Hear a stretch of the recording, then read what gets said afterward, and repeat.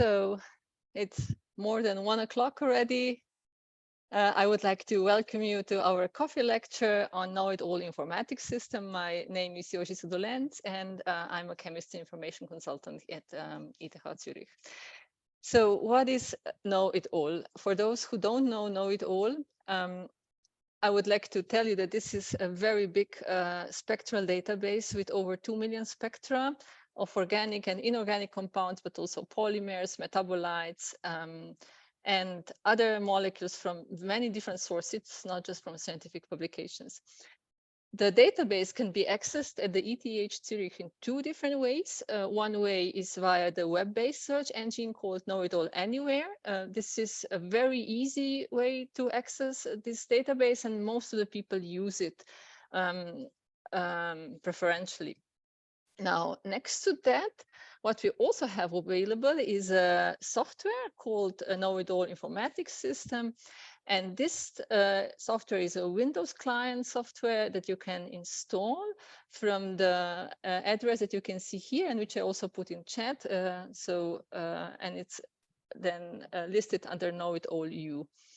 And this software is much more powerful than the web-based engine. And we have, I think, around 100 seats at the moment available, and many of them are still free. So the idea of the coffee lecture today is to demonstrate this software for you. Here you can see the web page from which you can download it. And what is most important is that you put as an email your ETH email address here, and then everything should work. If not, please let me know. For those who don't know Know-It-All Anywhere, I have here a slide. This is the site from which you can also search the database, as I mentioned before, and it's very intuitive. So you can search the database by putting in the names or CAS registry numbers of compounds, or you can upload a spectrum and search it against the database, or you can even upload or draw a structure and search for all kinds of spectra. All right, but with that, I will switch away from my slides and make a little demo of the Know-It-All Informatics System. We have it installed on our Windows PC. So I quickly need to access that.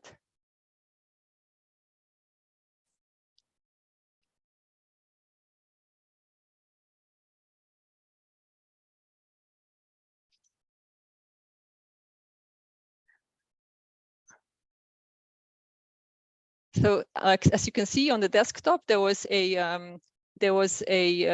icon with a little head. Maybe I was a bit too fast, so I show it again. It looks like that one.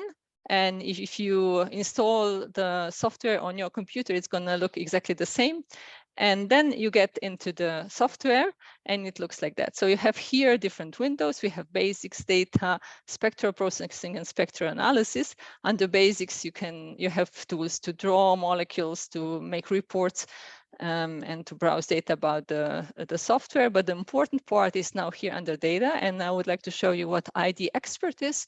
So if I click on that, I can actually upload a spectrum.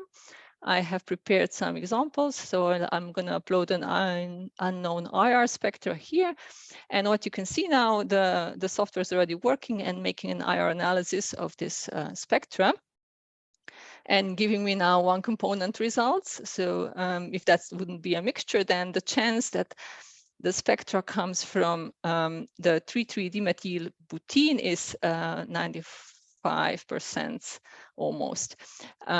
You can click then here to the peak results, and it analyzes each special peak, and most important is the functional groups. So here under functional group, that is a functionality that you cannot get with Know-It-All Anywhere. You can see from which functional groups the peaks come from. So we have asymmetric stretching from the CCH3 group, symmetric stretching, different types of deformations, and we can very nicely see different types of vibrations that come from the CH bonds. And then similar, since we have an alkene, we have here the stretching of the CC triple bond, CH stretching in the alkene, and so on.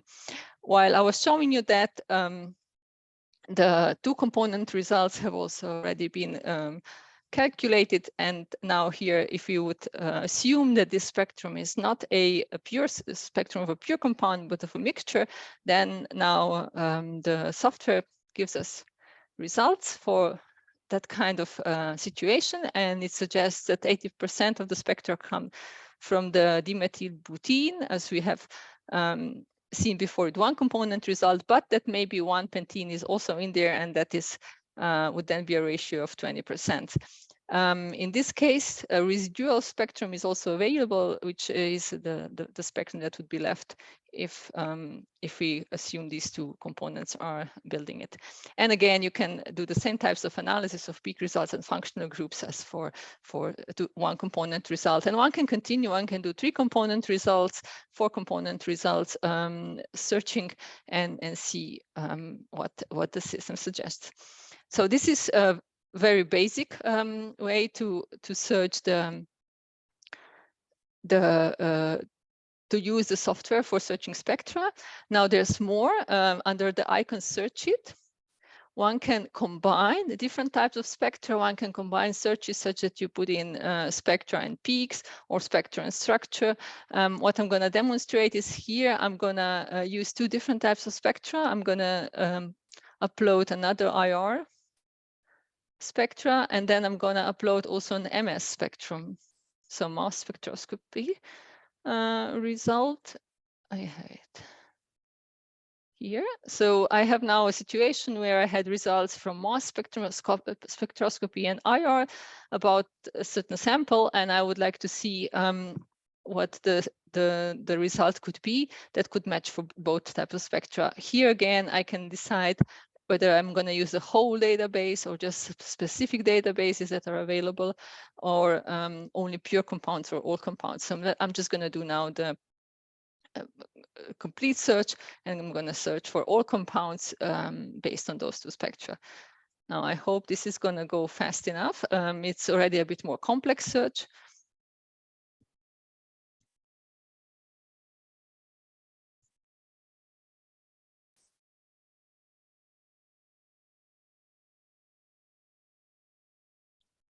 Yes, so what we see now, so that was my ER that I have uploaded, that was my unknown mass. And here I then get a result, which is a plot where I have hit quality index for mass spectra versus IR. And of course, I'm interested in that upper right corner where the hits are for both spectra the highest. And if I click on that little dot, this is basically what the software also tells me by itself. I see that the result that matches both spectra best is acetamide. So if I would click on that other dot, I would have a very good agreement with the mass spectra, but not such a good agreement with IR. And that would then be propendiamide for mass spectra and malonamide for ER. So I'm actually interested in that part. And that's then here in this case, a very good solution. It may not always be like that. I just want to demonstrate what is possible.